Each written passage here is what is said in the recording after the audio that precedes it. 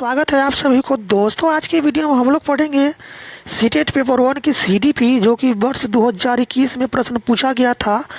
देख सकते हैं 29 दिसंबर 2021 को यह प्रश्न पूछा गया था। सीटेट पेपर 1 में सीडीपी का प्रश्न है, ठीक है।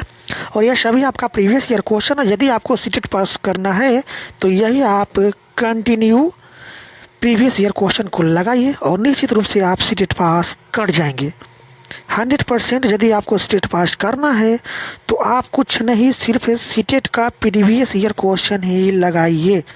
सीटेट का प्रीवियस ईयर क्वेश्चन ही लगाइए, आप निश्चित रूप से सीटेट पास कर जाएंगे। क्योंकि सीटेट की परीक्षा में यही सब प्रश्न जो है आपको रिपीटेशन हो करके पूछा जाता है, ठीक है। परीक्षा का पैटर्न, परीक्षा का लेवल, परीक्षा का बेस जो प्रश्न है आपका यही सब रहेगा परीक्षा में देखा जाए तो, ठीक है।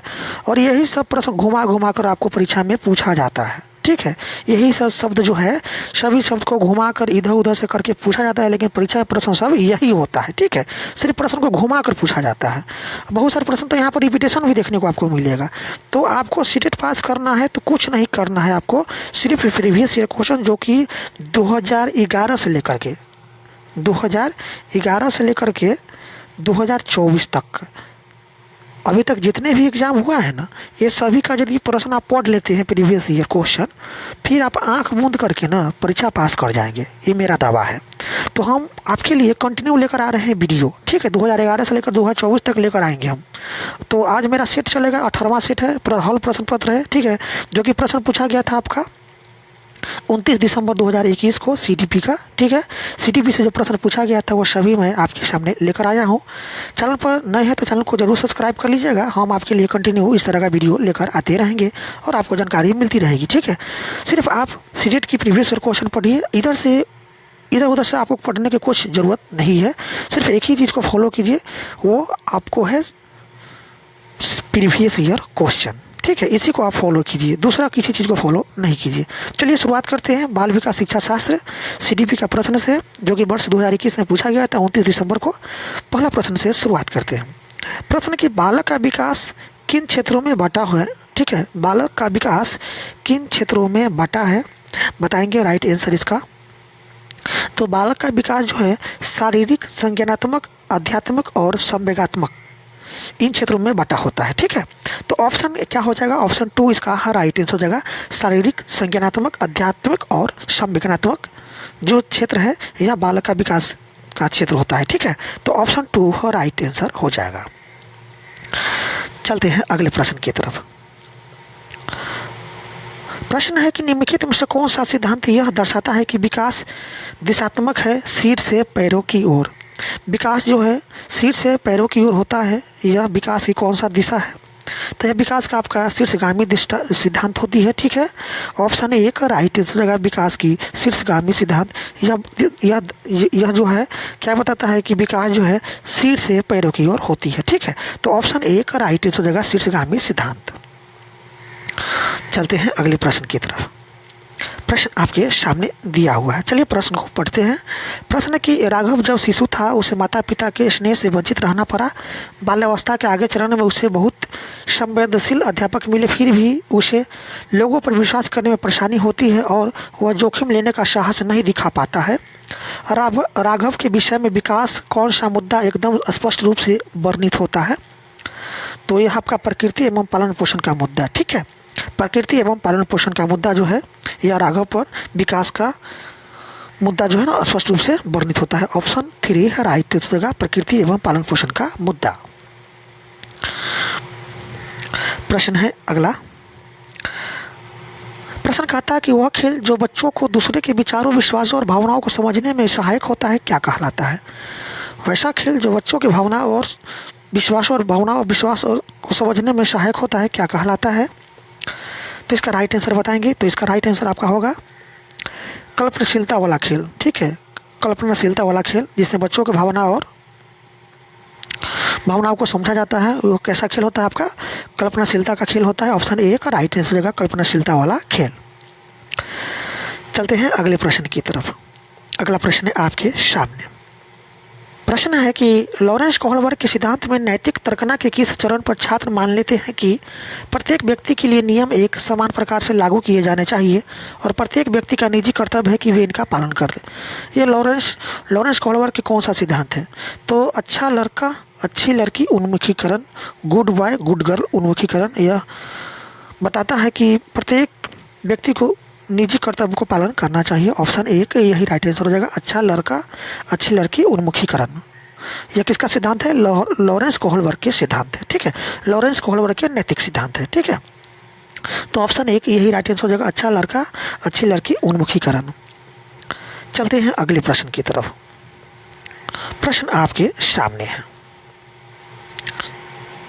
प्रश्न की अपने लंबे मगर कम चौड़े गिलास में नींबू पानी के स्तर की ओर इशारा करते हुए सारा अपनी बहन को चिढ़ाती है कि उनके पिताजी ने उसे ज़्यादा नींबू पानी दिया है। उसकी बहन किसी भी तरह की प्रतिक्रिया नहीं देती है क्योंकि उसने अपने पिता को उसके गिलास से सारा के गिलास में नींबू पानी डालते हुए देखा है और वह जानती है कि दोनों गिलासों में नींबू पानी की मात्रा एक समान है। इस संदर्भ में सारा क्या प्रदर्शित करती है? तो सारा प्रदर्शित करती है केंद्रीकरण। ठीक है, ऑप्शन एक राइट आंसर होगा केंद्रीकरण। चलते हैं अगले प्रश्न की तरफ। प्रश्न की पियाजे के अनुसार विकास के किस काल में बालक वस्तुओं के लिए प्रतीकों का इस्तेमाल करते हैं, फलतः तार्किक मानसिक समझ उभरने लगती है। तो यहाँ पियाजे के अनुसार विकास का जो है ना, ये आपका पूर्व संक्रियात्मक चरण होती है जिसमें बच्चे जो है प्रतीकों का इस्तेमाल करते हैं। ऑप्शन एक राइट आंसर होगा पूर्व संक्रियात्मक चरण। चलते हैं अगले प्रश्न की तरफ।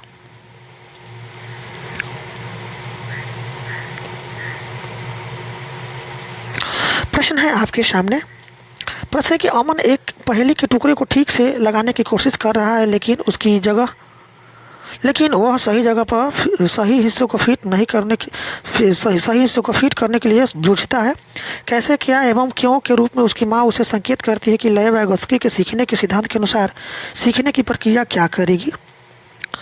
तो यह अधिगम के लिए इसके फोल्डिंग का काम करेगी। ठीक है, अमन एक पहेली के टुकड़ों को ठीक से लगाने की कोशिश कर रहा है। ठीक है, लेकिन वह सही जगह पर सही हिस्सों को फिट नहीं कर पाता है। ठीक है, कैसे, क्या एवं क्यों के रूप में उसकी माँ उसे संकेत करती है। लेव वाइगोत्स्की के सीखने के सिद्धांत के अनुसार सीखने की यह प्रक्रिया क्या करेगी? तो सीखने की यह प्रक्रिया जो है अधिगम के लिए इसको फोल्डिंग का काम करेगी। तो ऑप्शन थ्री राइट आंसर हो जाएगा, अधिगम के लिए इसके फोल्डिंग का काम करेगी। चलिए अगले प्रश्न की तरफ चलते हैं। प्रश्न है आपके सामने। वाइगोत्स्की के सिद्धांत के अनुसार सहायक खोज किस में सहायक होता है? ठीक है, वाइगोत्स्की के सिद्धांत के अनुसार सहायक खोज किस में सहायक होता है? तो सहपाठी सहयोग में सहायक होता है आपका सहायक खोज। ऑप्शन टू राइट आंसर हो जाएगा सहपाठी सहयोग। चलते हैं अगले प्रश्न की तरफ। प्रश्न आपके सामने। प्रश्न है कि हार्वर्ड गार्डनर के बहुबुद्धि सिद्धांत के अनुसार निम्नलिखित में से किसका प्रयोग दृष्टिगत जगत को सही तरीके से अनुभव करने की योग्यता और अपने आरंभिक अनुभवों में परिवर्तन लाने की योग्यता के लिए किया गया है? बताइए इसका राइट आंसर। तो अंतःवैयक्तिक बुद्धि। ठीक है, अंतःवैयक्तिक बुद्धि हार्वर्ड गार्डनर के बहुबुद्धि सिद्धांत के अनुसार जो है आरंभिक अनुभवों में परिवर्तन लाने की योग्यता के लिए किया गया है। ठीक है, तो ऑप्शन फोर राइट आंसर होगा अंतःवैयक्तिक बुद्धि। चलते हैं अगले प्रश्न की तरफ। प्रश्न कि हेतल घर में गुजराती बोलती है और इस भाषा को पढ़ने और लिखने में वह प्रवीण है। उसके विद्यालय में अनुदेशन का माध्यम हिंदी है। वह यह भाषा नहीं जानती है। राष्ट्रीय शिक्षा नीति 2020 के अनुसार इस स्थिति में विद्यालय को क्या करना चाहिए? ठीक है, हेतल घर में गुजराती बोलती है और इस भाषा में पढ़ने लिखने में क्या हुआ? अव्वल है, प्रवीण है। उसके विद्यालय में अनुदेशन का माध्यम क्या है? हिंदी है। ठीक है, उसके विद्यालय में हिंदी पढ़ाई होती है। वह यह भाषा नहीं जानती है। कौन सा भाषा? हिंदी भाषा नहीं जानती है। राष्ट्रीय शिक्षा नीति 2020 के अनुसार इस स्थिति में विद्यालय को क्या करना चाहिए हेतल के लिए? तो विद्यालय को करना चाहिए क्या?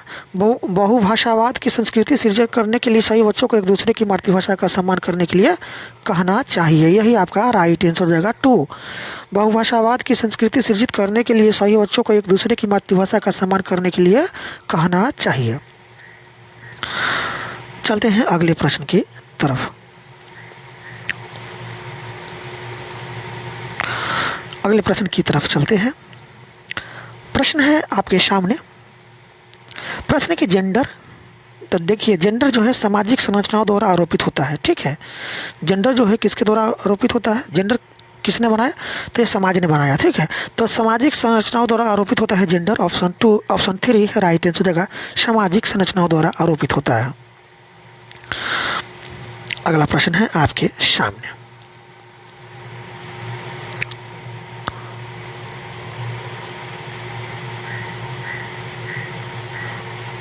प्रश्न है कि दावा ए, ठीक है। दावा ए है क्या, दावा ए है अध्यापक के द्वारा आकलन और मूल्यांकन के विविध तरीकों का इस्तेमाल किया जाना चाहिए, ठीक है। तर्क बी दिया है मूल्यांकन का उद्देश्य बेहतर निष्पादन करने वाले विद्यार्थियों को शेष कक्षा से पृथक करना चाहिए। अब सही विकल्प को चुनिए, ठीक है, सही विकल्प को चुनिए। तो ए सही है लेकिन आर गलत है, ठीक है।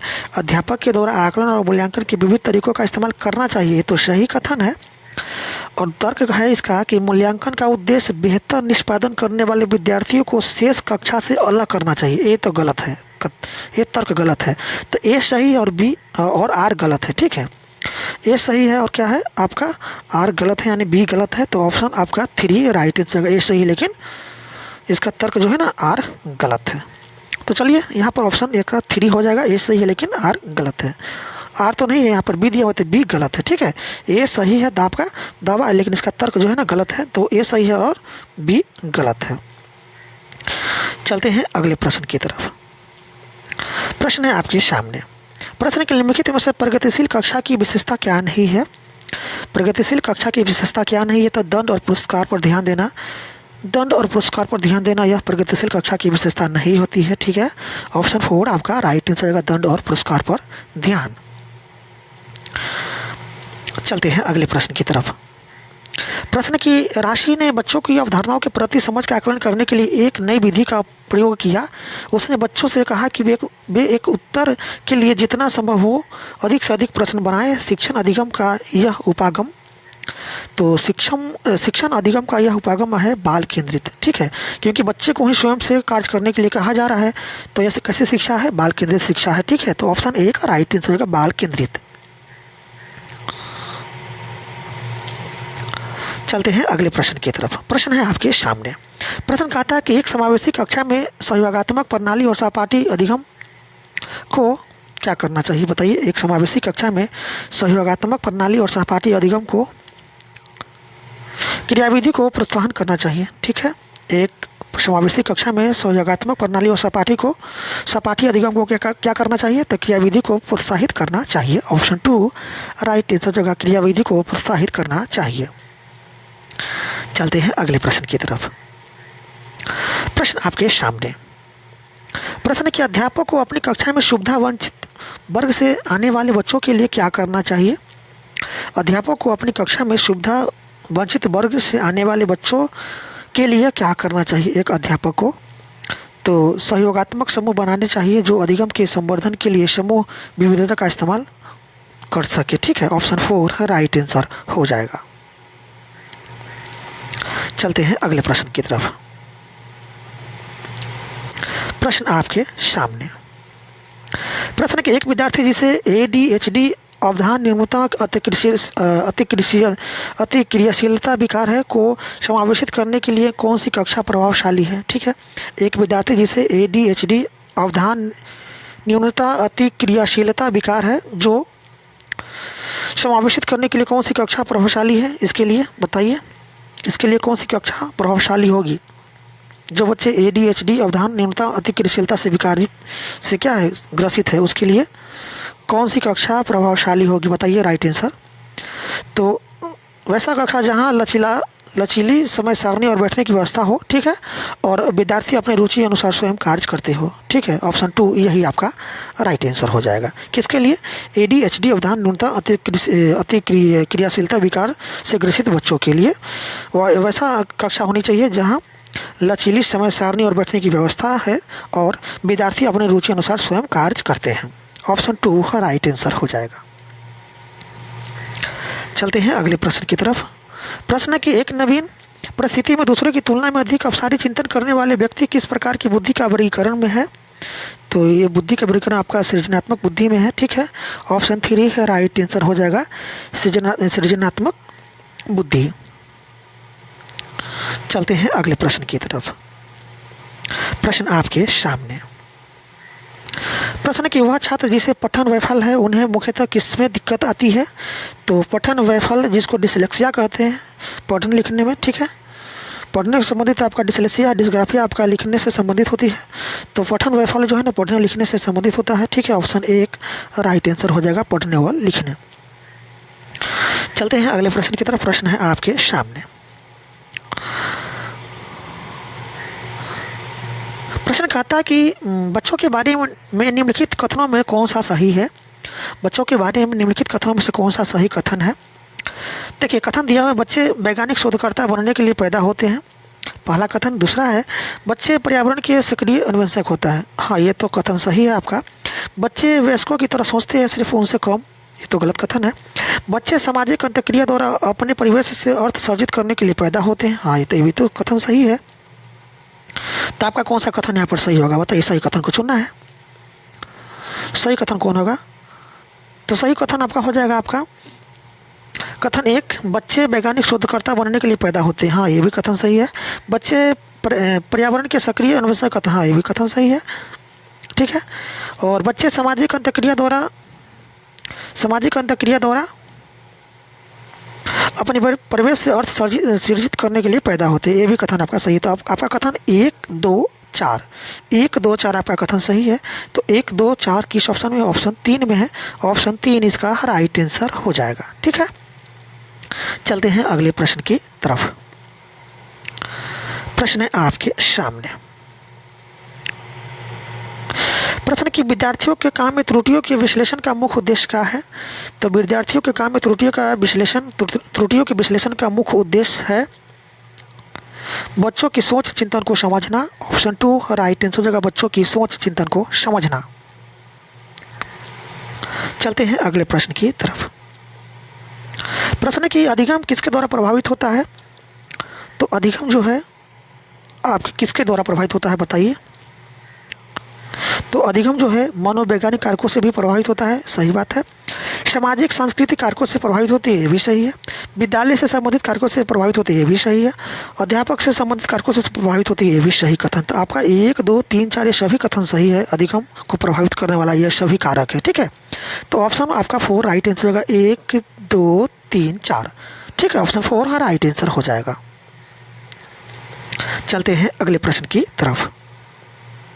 प्रश्न की कक्षा में विद्यार्थियों को त्योहारों को मनाने के अपने अनुभवों को साझा करने के अवसर देना और उसके आधार पर सूचना निर्मित करने को बढ़ावा देना किसका उदाहरण है?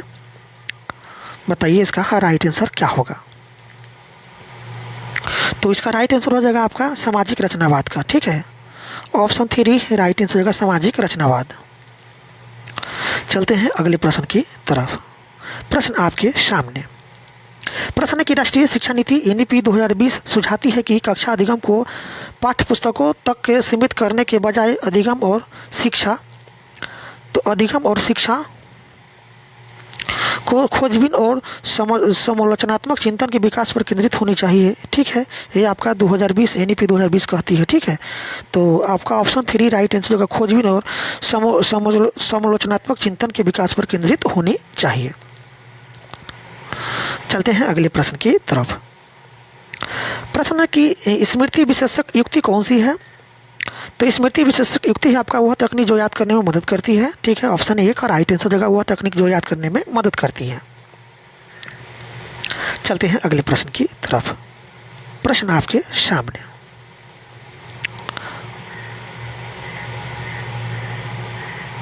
प्रश्न की अनुज कक्षा 3 को पर्यावरण अध्ययन पढ़ाता है। वह हमेशा अपने विद्यार्थियों को किसी भी विषय से परिचित कराने के एकदम बाद ब्रेनस्टॉर्मिंग करवाता है। यह युक्ति निम्नलिखित में से किसे सम्मोहित करेगी? बताइए इसका राइट आंसर।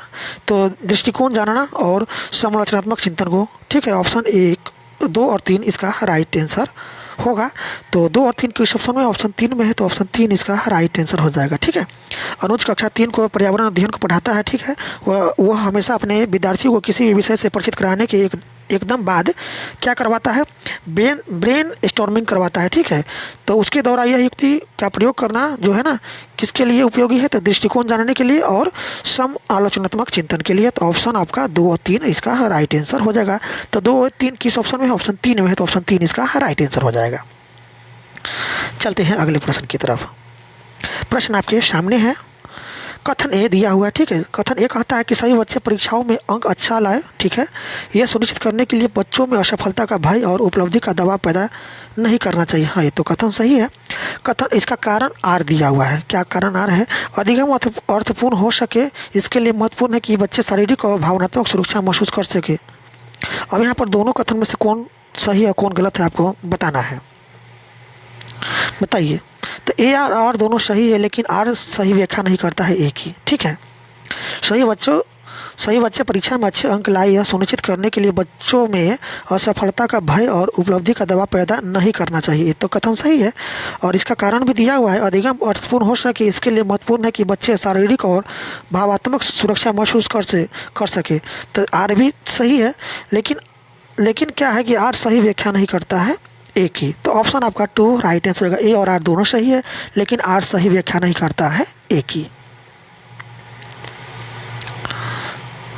अगले प्रश्न की तरफ चलते हैं। अगला प्रश्न है आपके सामने, एक विद्यार्थी अलीजा जिसे परिस्थिति पर पूर्ण नियंत्रण है परीक्षा में असफल होने के लिए किसे जिम्मेदार ठहराएगी, तो उसकी योग्यता में कमी को जिम्मेदार ठहराएगी। ठीक है, ऑप्शन ए का राइट आंसर हो जाएगा, योग्यता में कमी।